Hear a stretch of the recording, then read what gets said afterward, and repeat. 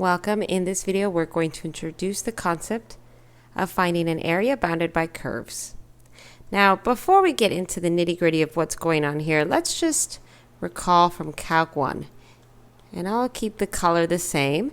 Now, if you wanted to find the area under y equals the square root of x from 0 to 4, that would be this region. You learned about estimating these areas using rectangles, where you'd start your rectangle, the base of it, here on the x-axis, and then you would have all of these rectangles. And right now I'm not even paying attention to equally dividing them, make sure they're the same width.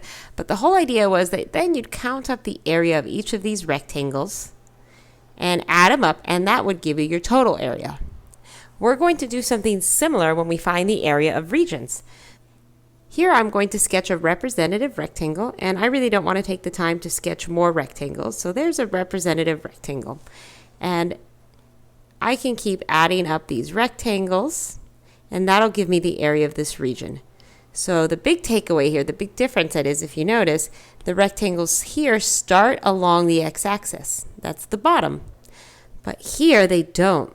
These rectangles have a base that begins at this curve, y equals 1 over x.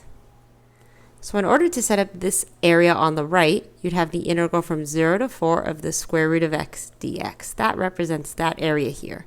But now we have all this extra stuff on the bottom, and I'm going to color that in a different color. What color would show up? Let's say this pink here. So all of this, I don't want any of this. So somehow I'm going to have to cut all of this out here. So I'm going to have to subtract something from my integral. So I have the integral of the square root of x, and I have to subtract all this garbage here that's in pink and black now. And that garbage, actually, that's the area bounded below. And now, instead of having our lower limit be 0, as it was here to find this area full of scribbles, we don't have that. This area is excluded. So we actually are going to start at 1 along the x-axis and go all the way to x equals 4. All right, now let's go ahead and integrate this. And I'm going to rewrite it just one more time as x to the 1/2 power minus 1 over x dx. This integrates to 2/3 x to the 3 over 2 power